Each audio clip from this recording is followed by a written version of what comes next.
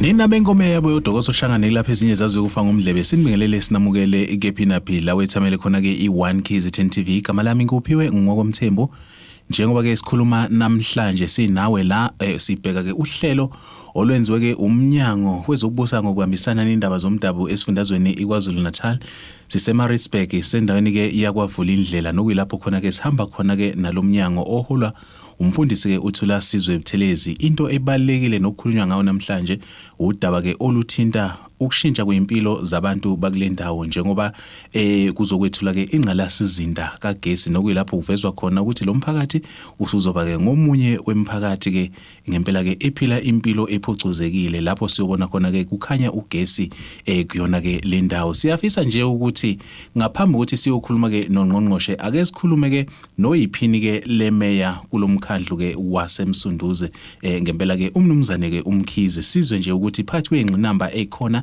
nezinto ke kodwa abazenza njengomkhandlu ezingaba isixazululo enkingeni yomphakathi yiziphi uma ngabe sithi ke abakhulume zibe ziningi ingqinamba ke sisithuke sesibhekana nazo ngqongqoshe enkulu esibhekene nawo njengamanje ukuswelakala kwamathuba omsebenzi abantu bakithi abasebenzi abantu bakithi imindeni eminingi yondliwa ngemali yamagrant lapha endaweni yakithi yakwavundlela lokho okwenza ukuthi impilo iphinde ingabi lula bese sizithola sesenza izinto ezingalungile siwumphakathi kepha lokho kungasho ukuthi kumele siwele kuzona kepha kumele ngqongqosho ngikusho ukuthi sivela kephi sikephi njengamanje kepha ukufika kwakho namuhla siyakuthemba ukuthi kuzoqhamuka nazo zonke izisombululo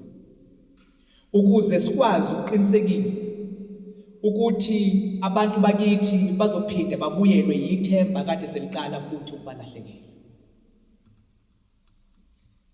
ngqongqoshe okuzokwenzeka namhlanje siyathemba ukuthi ikona ekumele kuba kuyenzeka yonke indawo lapho izinhlaka zikahulumeni zikwazi ukuthi zihlangane ndawonye ziqhamuke nesisombululo engqinambeni ezisuke zibhekene nomphakathi kungabi inkombakombane kube womunye ovikela iso lakho lapho i-provincial government uma ifikile thina sibe sesibaleka sithi madoda ubhuti omdala usefikile kepha sifunde ukwazi ukuthi ngokubambisana siyisifiye sika government esemazingeni aphansi okungu-local government ubambisene no-provincial government noma iziphi ingqinamba ezisuke zikhona sisuke singakwazi ukuthi sizixazulule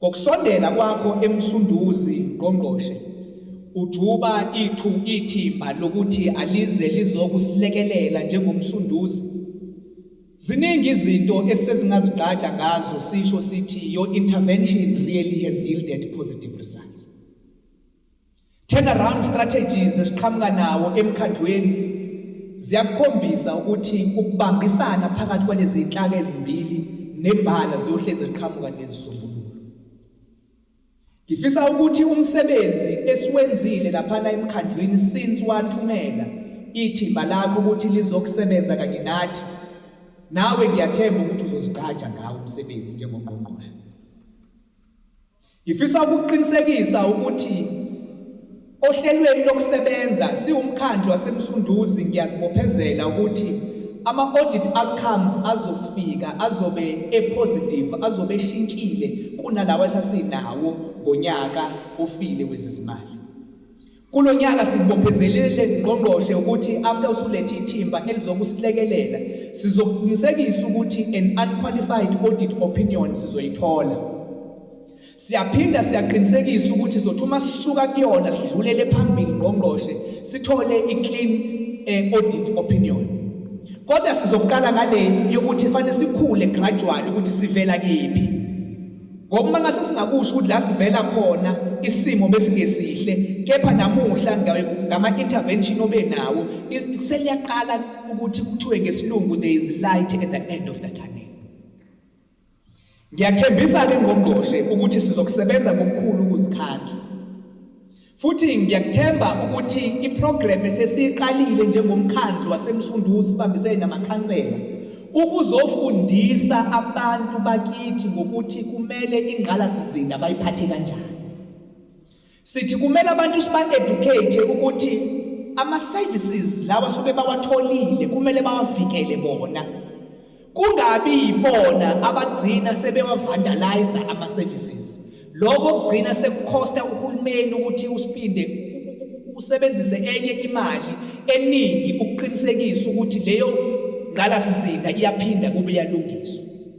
Abantu bakithi sifuna ukubafundisa ngezinhlelo lezi ekuthiwa i-indigent.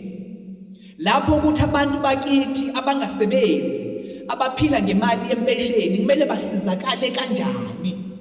Singizongena imizi yonke ke ngqongqoshe sihamba nawo amakhansela bese abantu bakithi siyakuba-register ukuze abantu bakithi bengeke babe nesidingo sokuthi bazithole sebewuntshontsha ugesi. Ube ikhona zindlela abazokusizakala ngazo. Lolo hlelo sesilakhile ke ngqongqoshe. Luzobe liholwa yiwona amakhansela sesiqalile endaweni ezihlukahlukene ukuthi singenelele yonke imizi ukuze i-indigent register yethu ikhule ngoba sithi abantu bakithi abasebenzi, abantu bakithi imndeni baphila ngemali yama-grant under ama-child headed home families noma i-grant eyisibonelelo sezingane noma i-grant eyisibonelelo yokukhula lethatha sebekhulile yezaguga. Iyona abantu abagcina sebephila ngayo. Kodwa ke mphakathi sithi sicela nani wabefika bezonifundisa benika lamaphepha okungama-forms wokuthi wagcwaliseni niwagcwalise ukuze nikwazi ukuthi nani lihlomule kuyona yonke lama-programs uhulumeni eza nawo. Mbukeli-ke asigijime kakhulu siye kuyena-ke ungqongqoshe eke sisongele nje usula namhlanje ngempela ukuthi phakathi kwezinto ezibenze ukuthi-ke bawumnyango bathathe isinqumo sokuthi bavakashele lo mphakathi iziphi. Naye-ke uShenge siyomthola sisho sithi-ke abakhulume. Lamawadi isikhathi eside lapha abantu bese behlezi ngobumpisholo ngenxa yenkinga abangene kuzo. Kusinika-ke namhlanje intokozo enkulu ukuthi besihamba no-Eskom kukhona nomasipala ngoba undunankulu wesifundazwe umhlonishwa uNtuli wahlanganisa bonke laba bantu ngenhloso yokuthi kuxazululwe lenkinga kagesi. Sikwazile-ke namhlanje ukwethula uhlelo olusha oluzokwazi ukuthi lukhanyisele abantu ukuze abantu bakwazi ukuthi babuyele ugesi. Esibanxusayo-ke abantu balapha eMsunduzi ukuthi babambisane, abantu bengawuxhumi ugesi ngokungemthetho kodwa babhalise ku-Eskom, babhalise kumasipala ukuze nalabo abadinga ukuthi babonelelwe ngokwey'nhlelo zeyibonelelo lwe-free basic electricity bekwazi ukuhlomula ngokusemthethweni. Umphakathi ujabule kakhulu ukuthi emva kwesikhathi eside sebezokwazi nabo ukuba nokhisimuzi ofana njengabo bonke abantu bakhanyise ugesi bekwazi ukuthi baphila impilo enesithunzi njengabo bonke abanye abantu. Namuhla kuwusuku olukhulu kuthina njengezakhamuzi zaseMsunduzi, ikakhulukazi kuthina njengesifiye sikahulumeni esikwi-local government. Lokhu okwenze namhlanje kudemonstrate ukuthi ukubambisana phakathi kwe-local government kanye ne-provincial government awekho ama-challenges noma azikho ingqinamba abantu abangabhekana nazo esingahluleka ukuzixazulula nxa sibambisene. So lokhu-ke namhlanje ukuthi kuzokuthulwa lolu hlelo lokuthi kwi-Eskom area of supply nakumsunduzi area of supply in terms of electricity ukuthi abantu babuyiselwe ama-transformer asebehambe isikhathi eside bengenawo behleli ebumnyameni. Lokho kukodwa kusho lukhulu kuthina. Siyabonga kakhulu nje ukubambisana phakathi kwahulumeni wesifundazwe saKwaZulu-Natal kanye nomasipala. Mbukeli-ke uyazi ukuthi uma ngabe sifikile endaweni asushiyi ngaphandle umphakathi. Siyafisa ukuthi isizwe nje umuzwa wawo-ke lo mphakathi wakwavula indlela osukwini namhlanje ukuthi ngempela-ke kusho ukuthini lokhu okuthe kwabehlela osukwini namhlanje. Nawo-ke lo mphakathi siwuthola uma ngabe sisho sithi-ke abakhulume. Siyabonga Nkosi yami kungqongqoshe efikile kule ndawo yangakithi, kwakhona nokuhle esikutholile. Bukanike nje mina bekuyibirthday yami kule nyanga. kodwa manje sengiyabona ukuthi hayi ngathi ngizongena kamnandi. Siyabonga ngqongqoshe Shenge, siyabonga kakhulu. uNkulunkulu akwandisele nalapho uthathe khona kukhule kube kukhulu. Ngibonge kakhulu ubaba uButhelezi esembathisa sathola konke okuhle. Sibonga kakhulu kuwa3 okwenzeke kithi namhlanje sengathi uNkulunkulu angambusisa njengoba eze wanyathela kule ndawo nathi besikhala ukuthi kule ndawo kunjani kungakaze kufike abaphethe bazosibheka ukuthi sihleli kanjani. Sibonga kakhulu ke nathi ubunzima besibhekene nabo. Siyathanda ukwenza zonke izinto nokulima nakho konke kodwa kumile yonke into akusebenzeki kumile konke.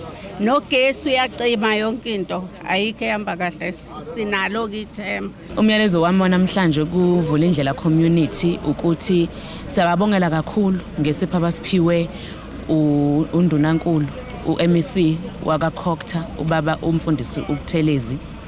Isikhathi esiningi le mali ikhokhwa umphakathi bona ngokwabo. Siyababongela kakhulu ngesipho sika Christmas. Siyathembisa futhi ukuthi sizobafakela ugesi njengoba ebeshilo ubaba uButhelezi. Into esikwazi esifuna ukuyiqinisekisa ukuthi sizothanda ukuthi bayinakekele infrastructure sibanikeza yona ngoba ugesi owabo ukuthi ama-transformer ahlale evutha ekuhlale banikeza ugesi kusekutheni bawuthenga ugesi bawunakekele bawusebenzise ngendlela ngale ndlela le utransformer eyakhelwe ngayo. Siyathemba ukuthi in the future sizobe sisebenzisana kahle sekukukhanda nje nokukhulisa indawo yasevula indlela sibanikeza ugesi abawudingayo. Umasipala bosukweleta imali eningi kakhulu ngakho-ke sikwazile ukuthi sixoxisane no-Eskom ukuthi lezo ikweletu lezo kube khona indlela zokuthi zihlengahlengiswe abantu bengavinjwa ukuthi bekhanyisele ugesi ngenxa yokuthi kunezikweletu eziningi. uEskom uvumile nomasipala wavuma ukuthi abantu bakhanyisele ugesi. Nina benkayishana kaMenzi iphuza umlaza ngameva asibonge kakhulu ukuthi ube ingxenye yalolu hlelo kwaze kwashaya lesi sikhathi. Igama lami nguphiwe ke ngokomthembu uncedi inyoni encane yasha amaphiko yandiza. Ngivumeleni ngiguqe esigoqeni sonke siyothi sukuma kube kusuluzayo inkosi inibusise.